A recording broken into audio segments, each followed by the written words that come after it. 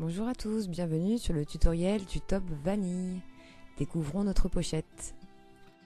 Comme d'habitude, notre planche patron est constituée de sa légende par couleur, donc chaque taille a sa couleur, il est très simple de s'y repérer.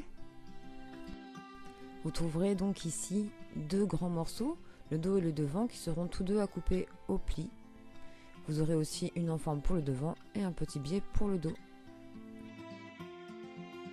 Pour ce tutoriel, nous choisissons de réaliser un modèle en taille 40, c'est la couleur verte.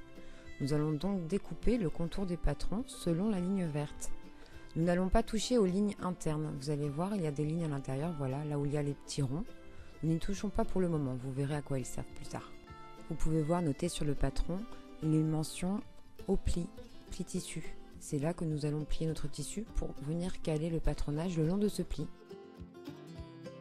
Les petits ronds que vous pouvez voir en haut des lignes sont les pointages pour les boutonnières que nous réaliserons tout en fin de tutoriel. Ce sera la dernière étape de ce joli modèle. Commençons par découvrir notre tissu.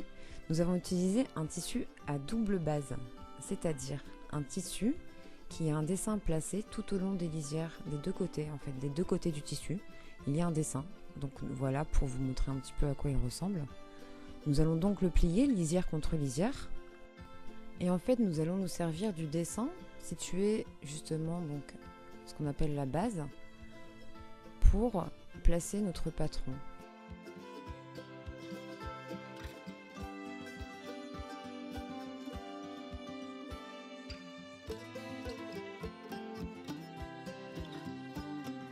Pour nous faciliter la tâche, nous allons séparer le tissu en deux, c'est-à-dire que nous allons couper voilà, le long du pli que nous avons formé au milieu. Pour ce faire, nous allons placer quelques épingles, histoire que la matière ne bouge pas trop. Voilà, nous les séparons.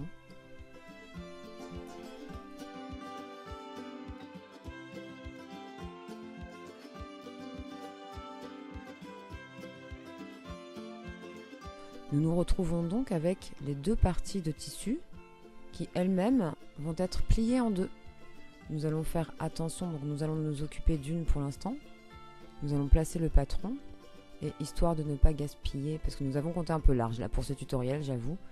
Donc voilà, nous avons plié en fonction de la largeur du patron, positionné quelques épingles et surtout faites attention qu'au niveau du pli, le dessin soit bien placé. C'est vraiment important parce que ce modèle étant simple, il suffirait que le tissu soit mal placé pour tout gâcher. Notez aussi qu'il est important de bien regarder à quel endroit vous positionnez le bas du patron. Donc là nous sommes sur le devant, nous avons vraiment positionné le bas du patron le long vraiment du bas du dessin. C'est important parce qu'il va falloir raccorder ensuite, il va falloir que le dos soit aussi positionné au même endroit, sinon ça risque d'être pas très joli. Nous allons dégager, mettre de côté le devant pour le moment et nous occuper de l'enforme. L'enforme devant être thermocollée, avant de la couper, j'ai toujours préféré thermocoller la plaque de tissu, c'est-à-dire que j'ai déterminé la partie de tissu dont j'avais besoin pour couper mon enforme.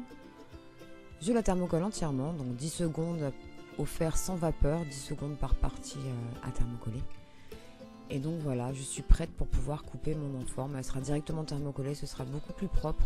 Je vous conseille d'ailleurs de toujours agir ainsi quand il s'agit de petits morceaux, de toujours thermocoller le tissu en amont. C'est beaucoup plus facile ensuite de travailler comme ça plutôt que de thermocoller petite partie par petite partie. Voilà, en forme coupée, nous allons nous occuper du biais. Donc tout simplement le petit morceau de biais, c'est celui qui va se coudre à l'encolure d'eau pour la propreté. Vous prenez une des chutes de tissu que vous avez et vous le positionnez, donc bien droit fil parallèle à la lisière. Et c'est parti. Passons au gros morceau, prenons le devant. Donc nous coupons tout simplement tout autour du patron, jusqu'ici rien de compliqué. Il n'y a pas grand chose de compliqué dans ce modèle, mais pour l'instant c'est très simple. Voilà. Et nous allons cranter, c'est-à-dire donner un petit coup de ciseau en bas de la ligne verte, donc la ligne qui nous correspond, c'est-à-dire celle qui correspond aux tailles 40, la ligne verte. Un petit cran de ciseau tout en bas, pas plus de 5 mm le cran. Nous passons au pointage des boutonnières. Pour ce faire, nous passons un fil de couleur au travers des trous et à travers les deux épaisseurs de tissu. Il s'agira maintenant donc d'écarter les deux épaisseurs de tissu et de sectionner le fil à l'intérieur. L'objectif étant de garder des fils de chaque côté. Les fils, c'est intéressant parce que ça ne s'en va pas. Finalement, on peut travailler le modèle dans tous les sens, les fils vont rester en place. Nous reprenons exactement les mêmes étapes pour le dos. Donc voilà, on l'épingle au pli. Nous coupons les 3 autres côtés en laissant bien le pli au pli. Ne coupez pas le pli surtout. Même travail que sur le devant, on crante en bas de la ligne verte, la taille 40. On marque les pointages avec notre fil orange et notre aiguille. Nous avons donc nos 4 morceaux prêts à coudre. Sortez vos machines. Nous allons commencer par l'enforme devant. Première chose à faire, déterminer donc 2 parallèles à 1 cm donc, de valeur de couture pour déterminer le point du V. Alors ça paraît anodin, mais je vous assure que couturière émérite ou pas, on fait toujours bien de le tracer ce petit point. Donc c'est parti, nous piquons à 1 cm en nous arrêtant bien aiguille plantée au niveau de ce point. On lève le pied de biche, demi-tour et c'est reparti. Un bon point d'arrêt en fin de couture, voilà. Afin de pouvoir retourner l'enforme plus facilement, nous allons cranter. Donc un cran au niveau de la pointe du V et 2 ou 3 crans le long de l'arrondi du V. Grâce au fer à repasser, vous allez plaquer l'enforme à l'intérieur. Faites attention en le manipulant. L'idéal est de former un beau V. Si vous voyez qu'il y a encore des petits problèmes, rien ne vous empêche de soulever l'enforme et de venir recranter au plus près de la couture. Prenons maintenant le biais que nous allons venir coudre à l'encolure dos. L'idée étant de venir coudre ce petit morceau, donc endroit du biais contre envers du tissu, tout simplement pour terminer proprement sur l'extérieur. Placez quelques épingles.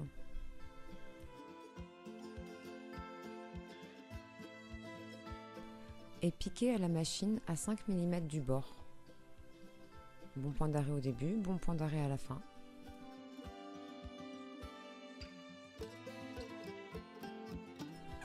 Replions à la main le biais sur l'extérieur du dos donc.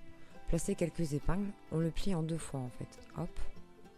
Placez quelques épingles et c'est parti pour nervurer, c'est-à-dire une nervure c'est une piqûre à 1 mm du bord. Prenez tout votre temps pour cette étape. Ça n'est pas très difficile mais il faut de la précision quand même. Nous allons maintenant coudre l'épaule devant et l'épaule dos ensemble. Et pour terminer, pour faire une très belle finition à l'épaule, nous allons prendre l'épaule dos en sandwich à travers le devant et son enforme. Donc comme vous pouvez le voir sur cette vidéo, il s'agit d'englober l'épaule dos grâce à notre petite enforme devant.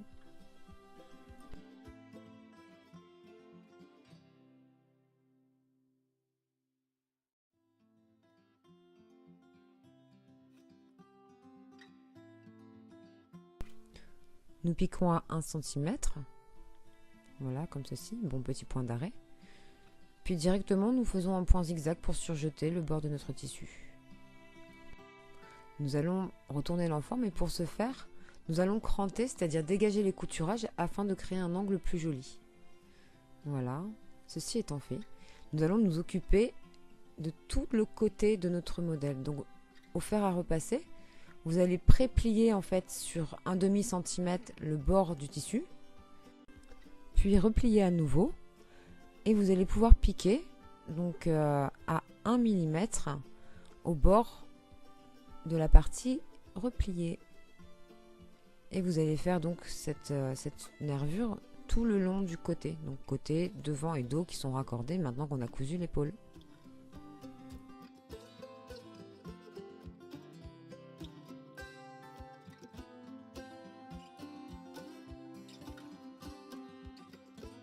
Il est très important de prendre le temps de repasser entre chaque étape. Il nous reste également l'ourlet du bas en double rentrée exactement comme le côté à réaliser. Mais avant de le coudre, cet ourlet, nous allons tracer une ligne à la craie entre les pointages et le cran du bas. Parce qu'effectivement, quand nous allons coudre l'ourlet, nous allons perdre notre cran. Voilà, donc l'idée c'est de placer quelques épingles Parce qu'en fait cette ligne sera cousue, rejoindra le dos et le devant afin de constituer nos futures coutures côté. Les lignes étant tracées, nous pouvons passer donc à l'ourlet, tout comme le côté en double rentrée, piqûre à 1 mm.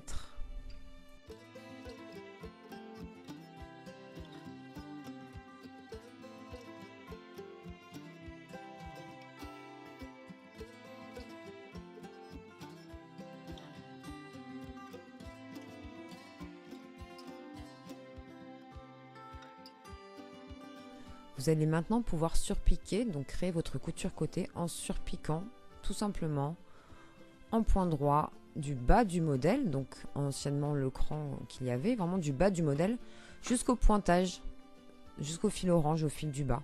Puisque en fait les deux fils orange, comme je vous l'avais dit au début, représentent vraiment l'emplacement de la boutonnière. Donc dès qu'on arrive au premier fil orange, on fait un point d'arrêt. Voilà.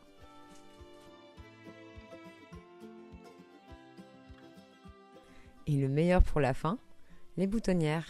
Donc il est temps d'attaquer ces petites boutonnières proprement.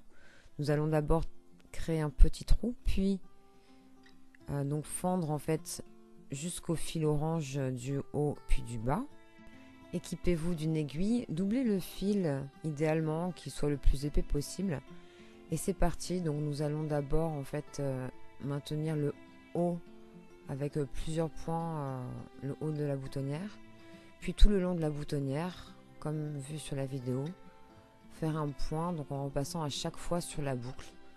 Allez, c'est la dernière ligne droite, prenez le temps, prenez votre temps pour faire de belles boutonnières. C'est pas forcément simple. Pour certaines qui savent les faire à la machine avec le pied boutonnière, lancez-vous, aucun problème.